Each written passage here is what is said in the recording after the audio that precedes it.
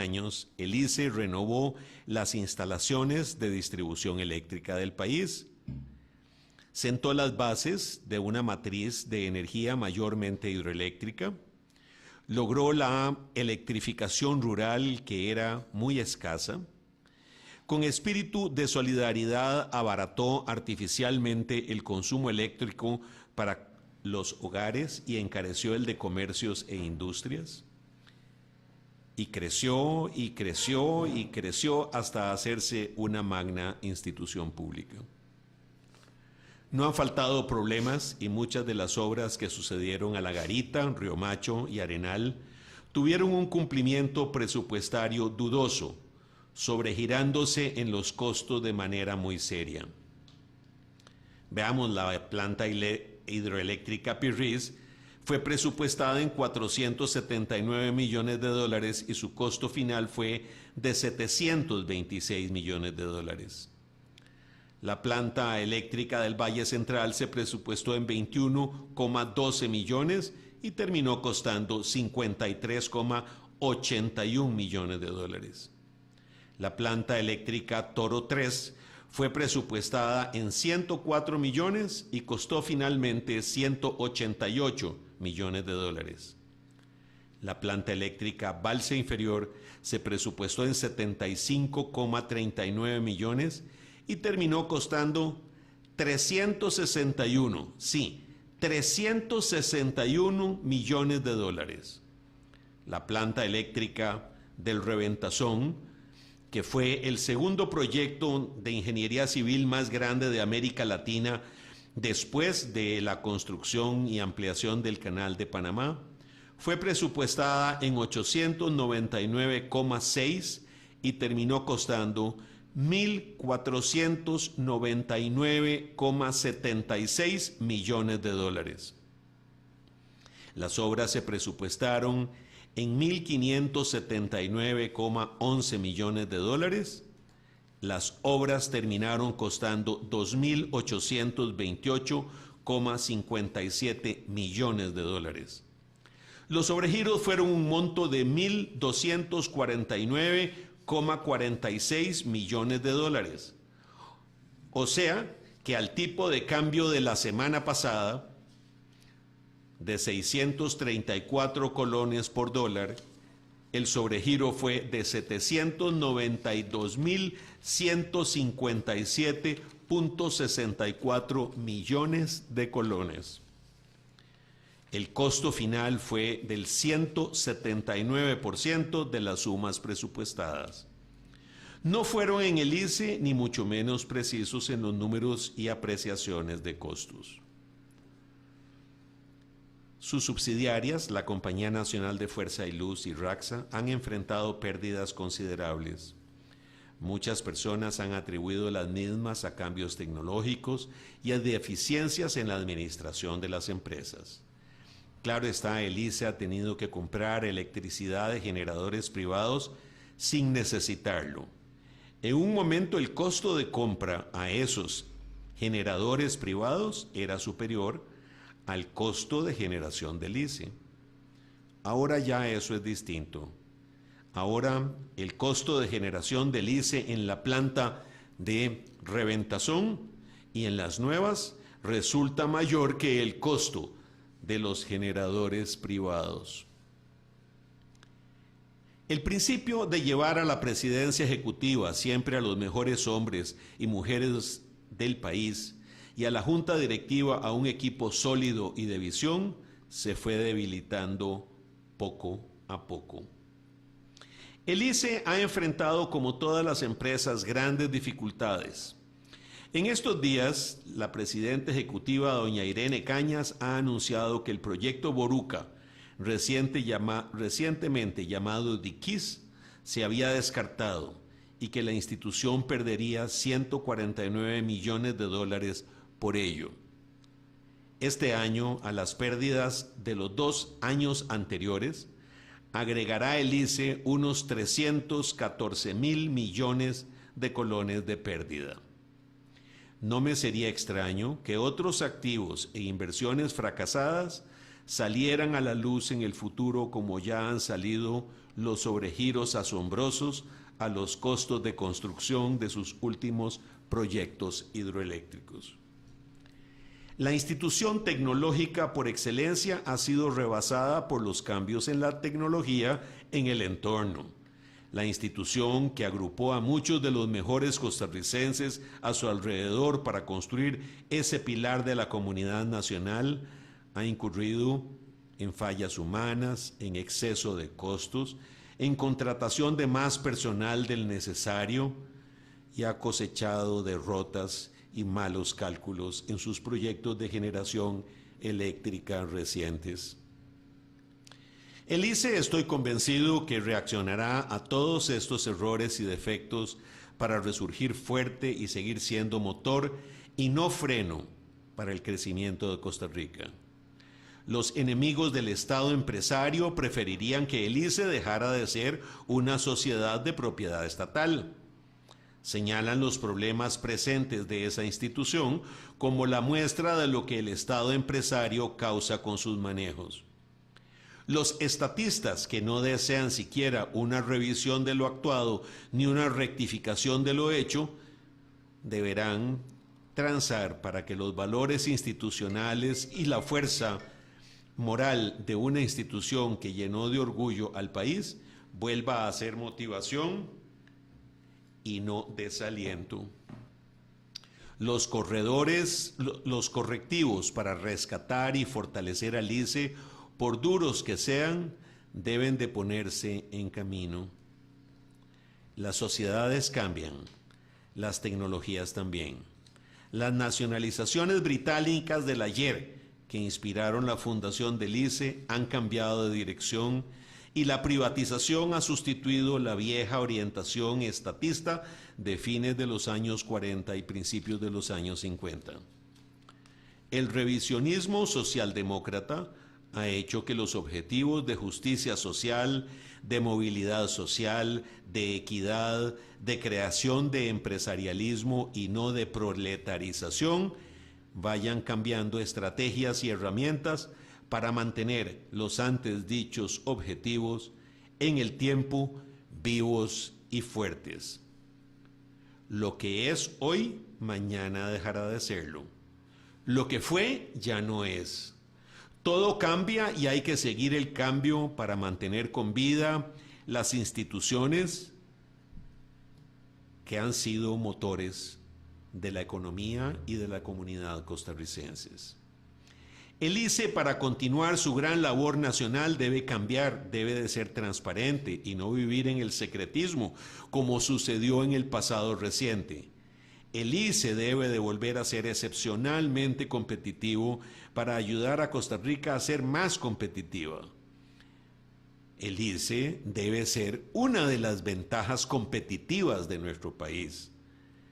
El ICE deberá de cambiar su estrategia tecnológica para la generación eléctrica, sujetando a las fuentes limpias de producción energética su estructura. Es el momento del sol. Es el momento de la generación eléctrica a través de las radiaciones solares. Ha concluido el ciclo de las grandes represas hidroeléctricas que tienen grandes consecuencias ecológicas. Para el ICE, mi voto de confianza y mi ferviente deseo de corrección de errores, yerros, omisiones y de progreso continuado como motor de Costa Rica.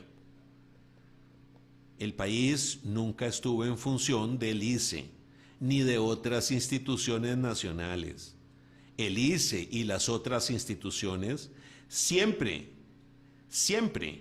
estuvieron en función de los costarricenses, porque los costarricenses nunca estarán como individuos sujetos a las necesidades del Estado, sino el Estado y sus servicios en función de los individuos y de los ciudadanos. Desde acá, desde Confrontación Democrática, para la presidencia, la presidente ejecutiva, doña Irene Cañas, mi reconocimiento por su valor.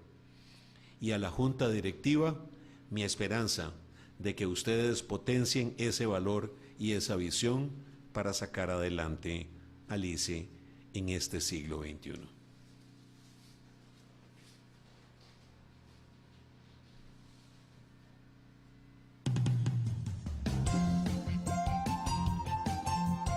Esto es Confrontación Democrática.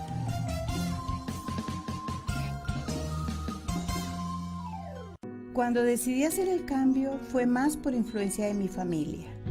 Compré un vehículo eléctrico para contribuir con una Costa Rica limpia y para que las futuras generaciones también puedan disfrutarla. Hoy sé que no contaminar el aire no solo depende de mi vehículo, también de la energía eléctrica que uso para recargarlo. Estoy tranquila. Nuestra electricidad se produce con recursos renovables. Electricidad renovable, orgullo de los costarricenses. Grupo ICE. Todos los días estás en contacto con el agua. Por eso el AIA tiene muchas formas de estar en contacto con vos, como nuestra aplicación, donde podrás consultar tu factura. ¿Y por WhatsApp? Claro, también te atendemos por ahí, por Facebook o por la línea 800 Reporte, los 365 días del año. Y tener facilidades para realizar tus pagos en los agentes recaudadores autorizados. Así siempre estarás en contacto con el agua. Este es el compromiso de Acueductos y Alcantarillados con Costa Rica, porque cuidamos hasta la última gota, porque una gota de agua lo cambia todo. Acueductos y Alcantarillados.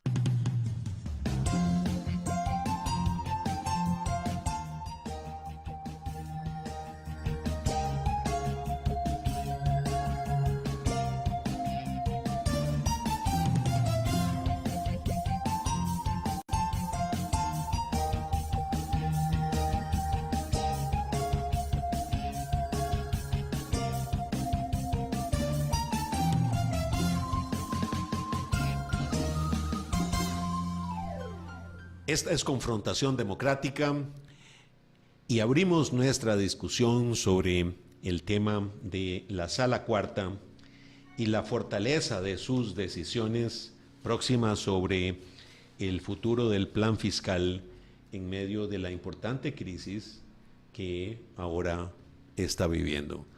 Doña Marta. Buenas tardes, don Emilio.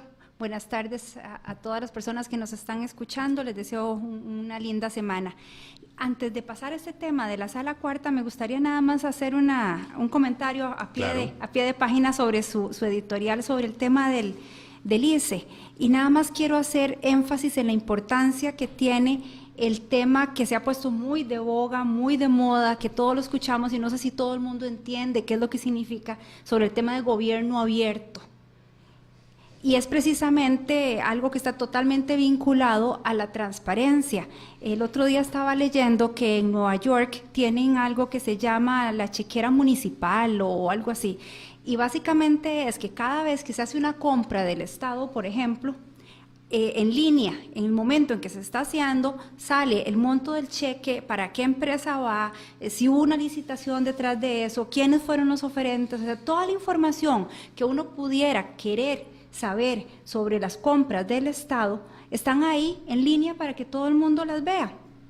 Y precisamente eso es lo que va a hacer que poco a poco las empresas del Estado o las autónomas, semiautónomas o las instituciones se vayan orientando cada vez más hacia la transparencia, porque donde ese gobierno abierto que implica mucha participación ciudadana, nos va a permitir ver qué es lo que está pasando, opinar al respecto y hacer presión ciudadana para que las cosas empiecen a cambiar. Hay un editorial de La Nación que precisamente habla y dice: entidades públicas dan mal manejo, y habla sobre el sistema de compras que se usa a nivel estatal, que ha ido y venido y ha cambiado de diferentes manos, pero en este momento pues está el SICOP, ese es el que se debería utilizar por ley desde hace 2 años, y todavía hay una cuarta parte de las instituciones del gobierno que siguen sin usarlo, don Emilio. Una cuarta parte de las instituciones. Pero eso yo no creo que sea por mala intención.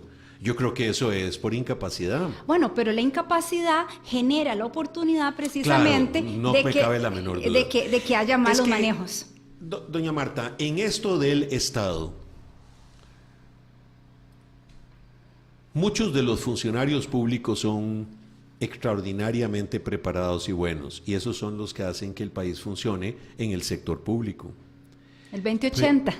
Pero hay centenares de funcionarios en las 323 instituciones autónomas y en otras dependencias de gobierno que son personas muy limitadas, que se han quedado rezagadas en su preparación, en su entendimiento de las nuevas tecnologías y que incluso las adversan el cambio para no quedarse desactualizadas o más desactualizadas de lo que están, para mantenerse con alguna vigencia en esas instituciones. Y es la resistencia al cambio que hay en general, aún en las empresas privadas los vemos, cada Sí, vez que claro. vamos a hacer un cambio tecnológico hay una resistencia terrible, Enorme. porque es fácil seguir con lo que hay, aunque lo que venga Y es hay mejor. 1000 excusas para que no se haga. Así es, y siempre va a haber interferencias. Y si estamos hablando de la empresa privada, que hay intereses de por medio, que hay gerencias que están comprometidas con esto, y aún así es difícil. Ahora, pues yo entiendo definitivamente que lo que usted dice, que debe haber mucho de incompetencia a la hora de hacerlo, pero precisamente lo que hablaba acá era de que si hay sanciones, de que no se haga y que, por ejemplo, se le limite o se le castigue los presupuestos institucionales a que cumpla con las directrices del Estado, ya cuando les ven y les den un pellizquito Doña de un Marta, 15, 20%. el expediente electrónico en la caja del Seguro Social tiene más de 20 años de estarse gestando. Qué Y locura. se han gastado centenares de millones de dólares en elaborarlo. Yo creo por eso que no es un asunto tampoco de castigar a la caja o de castigar al ICE o de castigar. No, lo que es un asunto en lo fundamental de compulsarlo mediante una intervención de equipos tecnológicos que lo saquen adelante. La autonomía no es ni puede ser la excusa para quedarse atrás en un nicho de hace 30 años o 40 años o 10 años. Y que va a mejorar la calidad de vida y de los servicios de los costarricenses, ese es el asunto. Yo me preguntaba hace unos cuantos meses, ¿por qué es que los estados financieros del ICE no se daban a conocer? Y todos temíamos lo peor. ¿Y por qué es que la Contraloría General de la República no tenía acceso pleno a los estados financieros? ¿Y por qué la Asamblea Legislativa en su comisión de gasto público y control político no tenía acceso a ellos? Bueno, se decía que había una ley que le permitía al ICE no revelar los informes de telecomunicaciones, pero no así La parte los de eléctrica. la parte eléctrica. Y sin embargo, el secretismo se había adueñado de la institución. Todos queremos a la institución. Algunas personas dentro consideran que esto de airear los números y de airear los activos mal comprados y las inversiones peor hechas y los proyectos que se interrumpieron y se dejaron pérdidas enormes es hacerle un daño a la institución, cuando es al contrario, justamente de airear las cosas que no han estado bien, es el inicio, es la puerta para mejorar las cosas. Bueno, pero usted acaba de decir algo precisamente importante que comentábamos ahora que estábamos en el periodo de receso, y es que le hace daño a la institución. Bueno, y el daño que se le hace a los costarricenses, ese no debería ser la forma de pensar de todas las personas en el país, tanto los que trabajamos o los que no trabajamos dentro del sector público, que las instituciones deben estar al servicio de los costarricenses y no los costarricenses al servicio de una institución. ¿Por qué secretismo para no hacerle daño a una institución? ¿Y qué tal el daño que le está haciendo la institución a las personas con costos eléctricos más altos, con costos de producción más altos, que son parte, todo suma de esta crisis fiscal que tenemos en este momento?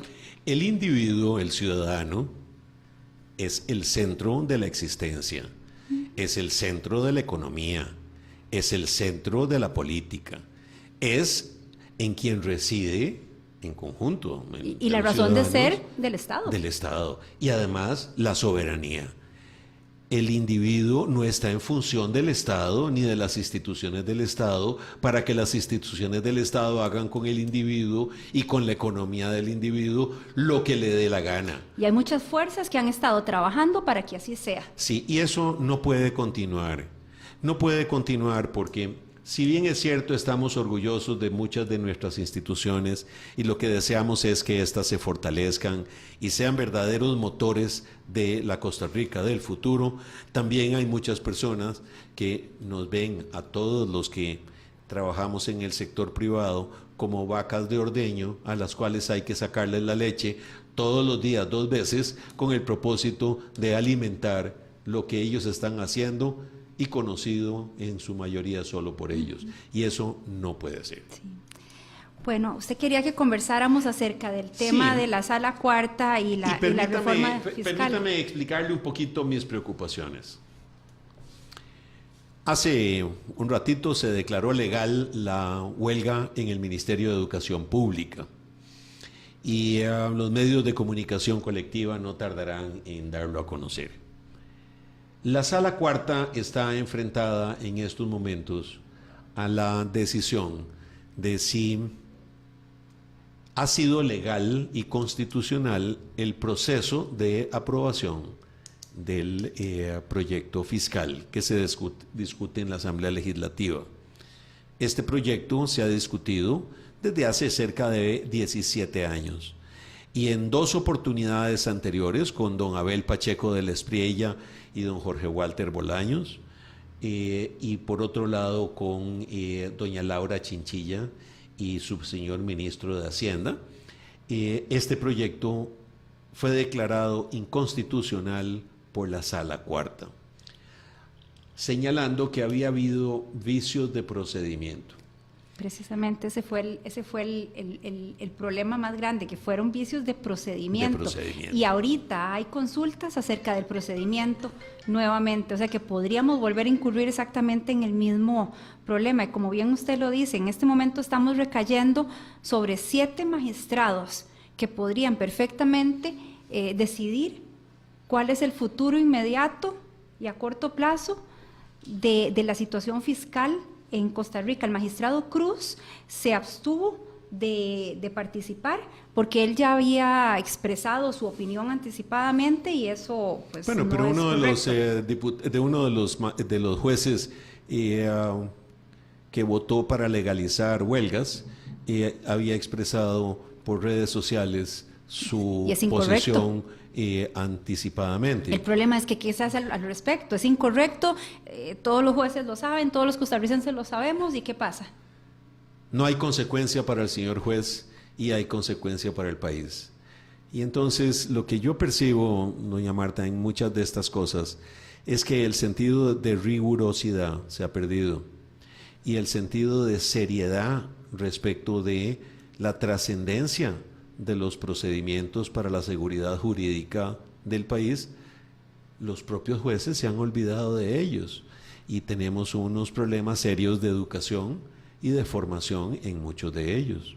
Pero bueno, ahora la sala tiene que resolver y el país entero vuelve a ver a la sala mirándole las fisuras, los errores, las pensionzotas de los magistrados, los grandes salarios de 9 millones de colones por mes, todo lo cual hace que la Sala Cuarta, si toma una decisión o toma otra, después de estos procesos de público escrutinio por la prensa, se vaya a ver vulnerada de todas maneras. Sí, de hecho, estaba leyendo precisamente antes de venir acá un artículo interesantísimo que publicó el semanario Universidad para esta semana, donde explica punto a punto, se hacen varias preguntas para que las personas puedan entender muy bien por qué es que llegó esta consulta a la Sala Constitucional, qué es lo que significa, qué es lo que están decidiendo, y me pareció interesantísimo.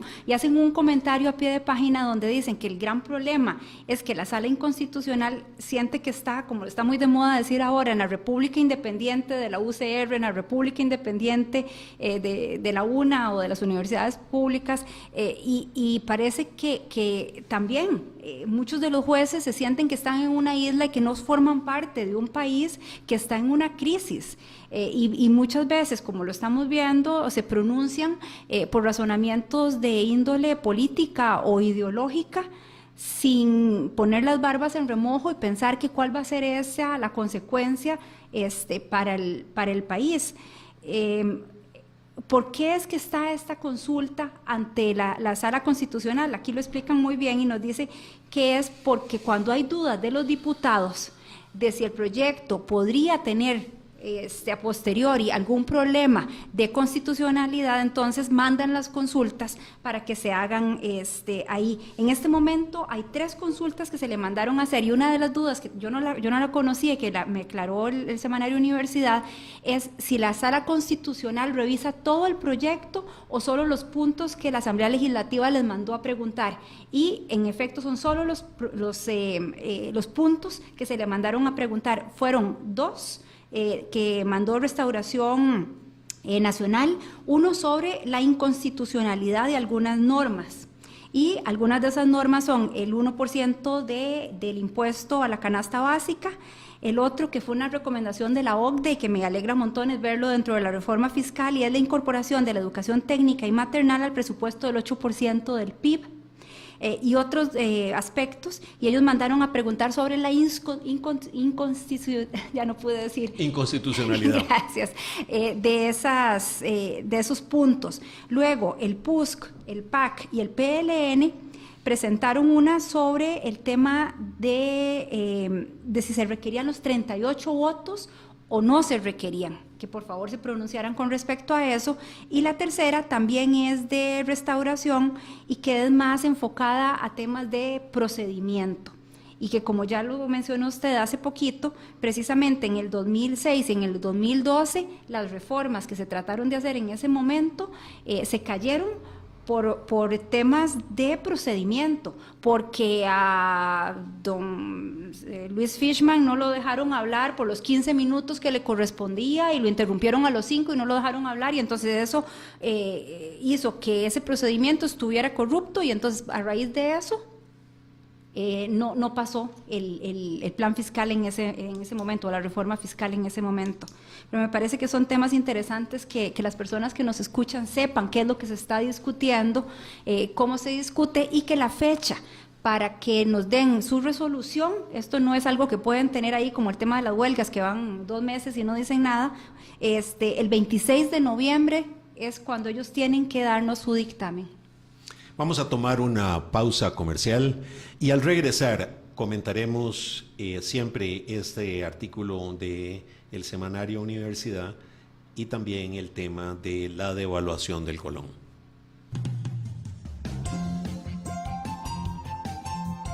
Esto es Confrontación Democrática.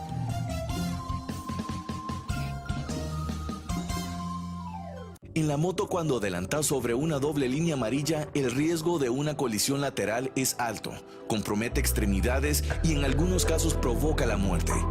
Cuando decidas adelantar, la visibilidad debe ser clara, respetando las leyes, y nunca adelantes en curva y menos con la carretera mojada.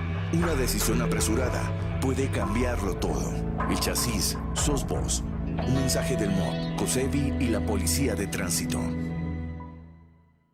Cuando decidí hacer el cambio fue más por influencia de mi familia. Compré un vehículo eléctrico para contribuir con una Costa Rica limpia y para que las futuras generaciones también puedan disfrutarla. Hoy sé que no contaminar el aire no solo depende de mi vehículo, también de la energía eléctrica que uso para recargarlo. Estoy tranquila. Nuestra electricidad se produce con recursos renovables. Electricidad renovable. Orgullo de los costarricenses. Grupo ICE. Compañía Nacional de Fuerza y Luz. Estamos ahí. A partir de la nacionalización de la energía eléctrica, se corrigió el deficiente servicio brindado por las empresas extranjeras. Para orgullo de los ticos, hoy, 50 años después, la Compañía Nacional de Fuerza y Luz garantiza el acceso a un servicio universal y solidario. Promovemos desarrollo, sostenibilidad y bienestar día a día, energizando el corazón de Costa Rica. Estamos preparados para enfrentar las nuevas demandas tecnológicas que exige la competitividad de la nación con responsabilidad socioambiental. Compañía Nacional de Fuerza y Luz. La energía nos conecta.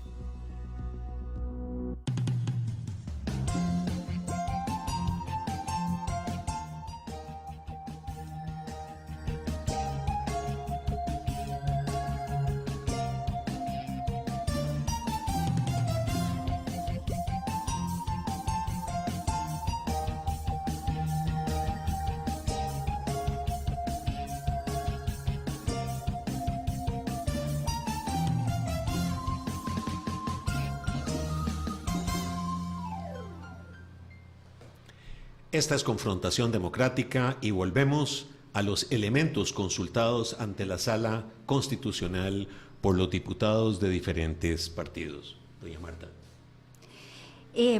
Pues haciendo un resumen, lo que están revisando son 3 puntos. Uno sobre la inconstitucionalidad de algunas de las propuestas que están dentro de la reforma fiscal.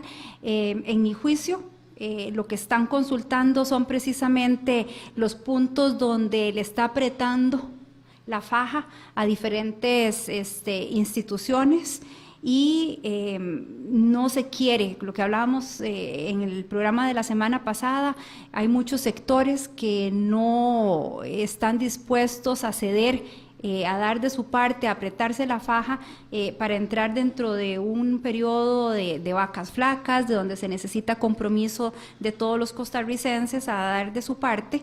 Y de ahí vienen los reclamos de las presiones, del lobbying que hay en que se le vaya a rebajar el presupuesto a educación, al PANI, al IFAM, y eso causa pues roncha, como se dice aquí en Costa Rica. Y el otro que a mí me preocupa muchísimo es el de procedimiento, el hecho de no haber consultado antes de pasar, o sea, haber votado antes y después pasar la consulta, y el hecho de que se haya aprobado en primera ronda con 35 votos y no con 38. Así que veremos. Bueno, pero qué pasa. un proyecto tributario se aprueba siempre por mayoría simple, no por mayoría calificada. Creo que se ha previsto que debió ser aprobado por 38 en razón de lo que la Corte Plena señaló que afectaba su autonomía, su independencia como poder de la República, porque la autonomía no era en razón de lo que la Sala Cuarta había resuelto en estas pasadas semanas, que era en torno a la judicatura, en cuanto a los códigos, en cuanto a los juzgados, pero no respecto de sus sueldos, salarios, pensiones, etcétera. Es un poco como con la Universidad de Costa Rica, que tienen autonomía de cátedra, pero no necesariamente de la dependencia económica. Ahora, doña Marta, usted sabe que todo esto a mí me produce una gran satisfacción,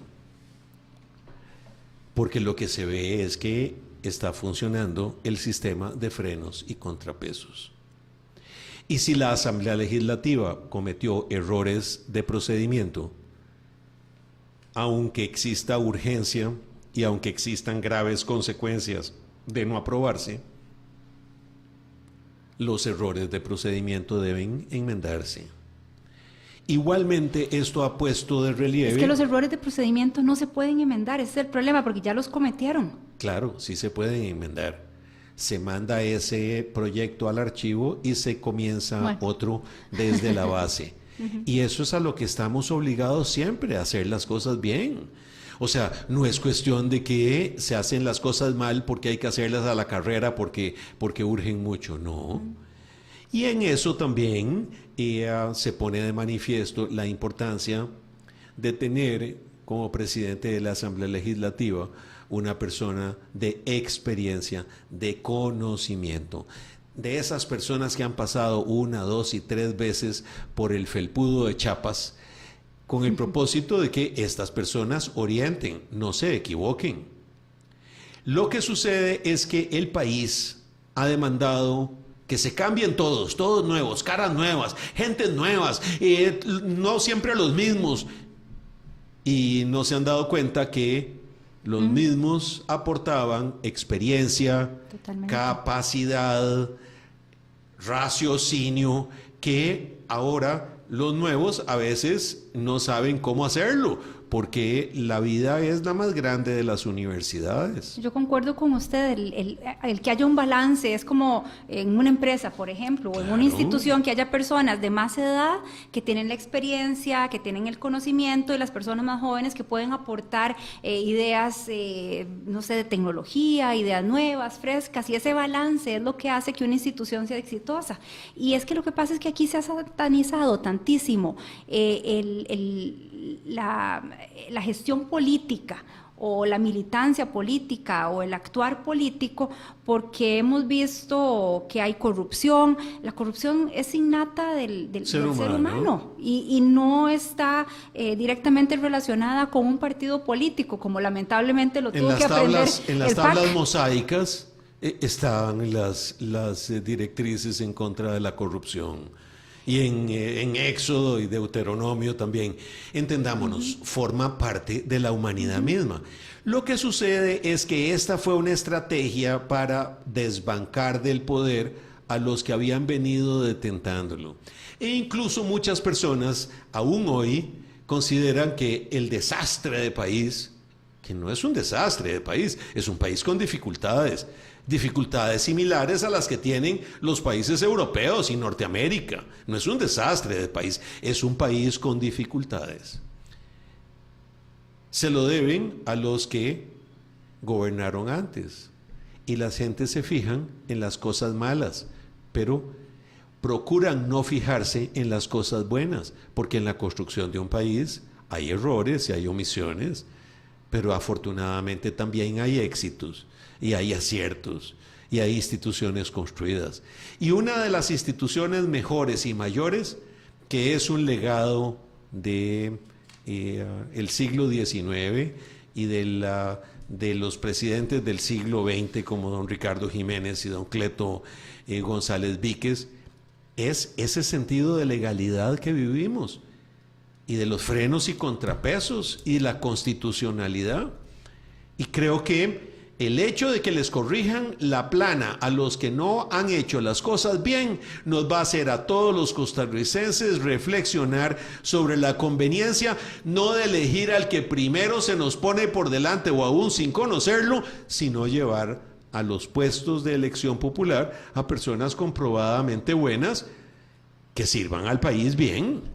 No vamos a experimentar ni vamos a pagar los platos rotos y los costos de hacer que personas sin experiencia terminen por desarrollarla. Bueno, y todavía usted habla de personas sin experiencia, pero ¿qué tal personas sin preparación? Por supuesto, también. Con un 6º grado de la escuela. Sí. Y esos son los diputados que están tomando las decisiones del futuro de nuestro país en este momento. Pero ¿quiénes los eligieron? Sino los dueños del país, los electores. Así es. Y voy a agregar una cosa, a mí no me sorprende que me decían, es que esta muchacha es manicurista, ¿qué sabe ella de leyes? Sí. Y este otro no terminó 6º grado, y este no terminó secundaria. Sí, eso es un error muy grande cometido por los electores. Pero hay que recordar que la Asamblea Legislativa no es ni por asomo una cámara de carácter aristocrático, es una cámara popular, y ellos, con todas esas limitaciones, son los representantes del país. El asunto es que hay decisiones políticas, pero que tienen que estar basadas en criterios técnicos. Que si uno no ha terminado ni siquiera el colegio, ¿cómo va a entender qué significa una reforma fiscal? ¿O cómo va a analizar cuál es el impacto de subir o bajar el porcentaje del PIB en las instituciones públicas? Estoy de acuerdo, pero el error no es del que fue electo, el error es de quien lo eligió. No, de eso estoy totalmente de acuerdo. Ahora, creo que quien propuso su nombre sin tener las capacidades, condiciones, destrezas y educación, cometió un error muy grande también, porque nos pone en manos de personas que no saben cómo, y entonces hacen lo que les mandan otros que supuestamente sí saben, y entonces eso de democracia por representación o por poder, no, como que no funciona. Como que no está funcionando en este momento. Sí. Hablemos un poquito de la devaluación, Sí, doña señor. Marta. Usted es el banquero. Sí, señora. Bueno, yo no soy banquero, yo en realidad soy muy poco, pero sí fui banquero hace muchos años. El colón se ha seguido devaluando y el Banco Central, para evitar que suba, ha estado gastando las reservas. Cerca de $200 millones ha gastado el Banco Central evitando que suba de manera abrupta el tipo de cambio. Si me permiten nada más hacer una notita a pie Por de favor. página. Las reservas precisamente se mantienen para usarlas cuando se necesiten. Sí. Entonces, el hecho de que se usen no está mal. Yo creo que sí, y le voy a explicar mi perspectiva. Uno tiene ahorros para emplearlos en momentos de dificultad. Las reservas habían disminuido muy sensiblemente, cerca de un 18%, y entonces el presidente del Banco Central en el gobierno anterior pidió un préstamo al FLAR, que es un fondo latinoamericano de asistencia en las reservas. Y se gastó, tenemos en estos momentos las mismas reservas del año pasado, y un poquito menos. Y ahora en marzo hay que pagar el primer tracto de ese préstamo, $400 millones, en un momento en que el desequilibrio hace que No haya dinero. no haya dinero, y sobre todo las reservas de disponibilidad discrecional e inmediata en poder del Banco Central son muy limitadas. Entonces, las reservas son para usarlas, pero las reservas no son para mal usarlas.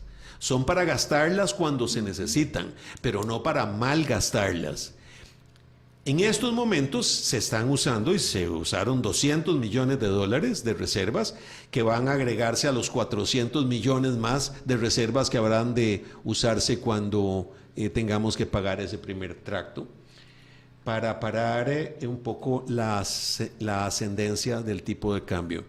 En realidad, ese tipo de cambio vamos a llegar a él con reservas o sin reservas, porque ese equilibrio es lo que la economía está buscando. El mercado solito. Y ese mercado solito lo que está percibiendo es que el Estado no tiene cómo pagar sus cuentas de la deuda internacional. Y que si el gobierno sin ingresos requiere de más fondos internacionales, va a contratar préstamos, pero ¿cómo va a estar su flujo de caja? Bueno, eso es lo que trataba de resolver y de atender el proyecto fiscal, que no ha pasado hasta el momento, y hay pronósticos reservados respecto de su aprobación. Y precisamente ayer estaba escuchando el programa de Claudio Alpizar y don Memo Zúñiga, que estaban hablando sobre todo el tema fiscal. Y don Memo decía, bueno, es que no hay realmente un plan B, es medidas más o menos fuertes que hay que tomarlas, o sea, no es que haya un plan B. Y pobre don Guillermo, ¿verdad? Porque él en alguna forma es señalado por tirios y por troyanos como el principal responsable. No por el plan escudo, que era una fórmula de carácter keynesiana, muy clásica, no, porque los empleados que él contrató o que el gobierno que él representaba contrató, no los contrató sobre una base temporal, sino sobre una base definitiva, y ahí están. Sí. Y, ahora, yo me pero pregunto, el razonamiento de don Guillermo ayer me pareció muy razonable, como es él, muy inteligente. Lo es. Yo me pregunto, ¿qué hubiera pasado si el gobierno de doña Laura no hubiera sido tan tibio como lo fue?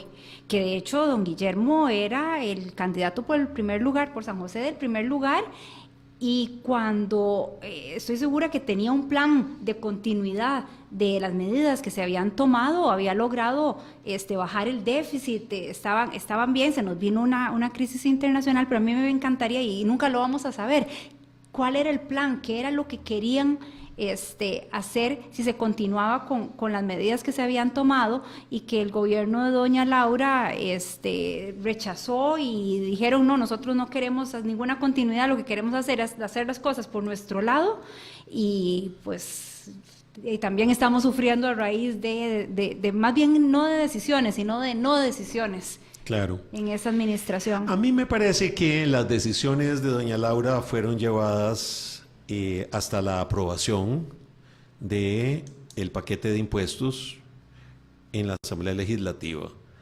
Llegó hasta la negociación con el PAC y persuadió a don Otón Solís de aprobarlo. Más bien fue el ministro de Comunicaciones de la actualidad, don Juan Carlos Mendoza, el que buscó cómo torpedear aquel proyecto un día sí y otro también, utilizando toda suerte de recursos parlamentarios. Ahora debe estar deseando tener el botón de devolverse. Sí, yo pues no sé, porque él no está en una posición económica, sino que está en una posición de comunicaciones. Pero sí, debe ser una persona consciente, debe estar un poco preocupado de las cosas. Debería. Estamos concluyendo ya nuestro programa. Nos faltan unos poquitos minutos y me gustaría hacer a manera de conclusión, decir unas poquitas palabras. Lo primero es que no hay país que no enfrente dificultades y los países que logran superar las dificultades son aquellas que están dispuestas a pagar los costos de esas soluciones. Segundo, un país logra superar las dificultades cuando ha llevado a gobernar a un equipo de estrellas, porque las estrellas son trascendentales a la hora de visualizar los problemas y construir las soluciones. Me parece que el país tiene que entrar en un proceso de mejoramiento de su administración pública, un remozamiento y una modernización de su administración pública de una manera muy sensible. Porque a como están las cosas, en esta crisis o en la próxima, nos harán mucha falta los talentos y las personas de valor. El problema más grave es que estamos en una economía mundial que se ha visto golpeada por diferentes aspectos. Uno de los temas que nos quedó pendiente de hablar es sobre los precios del petróleo, sobre el precio de los insumos de manufactura. Los intereses en los Estados Unidos y en Europa. Y una economía deprimida en muchísimos países que hacen que la situación en Costa Rica se vea todavía más agravada. Si el petróleo viene más caro y el precio del dólar más arriba. Sin duda. Y finalmente, concluyo diciendo que el país tiene que entender muy claramente que no es un país de archipiélagos, sino de instituciones interrelacionadas. Al servicio del costarricense. Y que no hay tal como la República Popular de San Pedro y la República Nacional de Tribunales, sino la institucionalidad de Costa Rica, que como equipo trabaja para sacar adelante la nación. Muchas gracias. En una semana nos estaremos viendo y oyendo y esperamos que el programa de hoy haya sido de su agrado.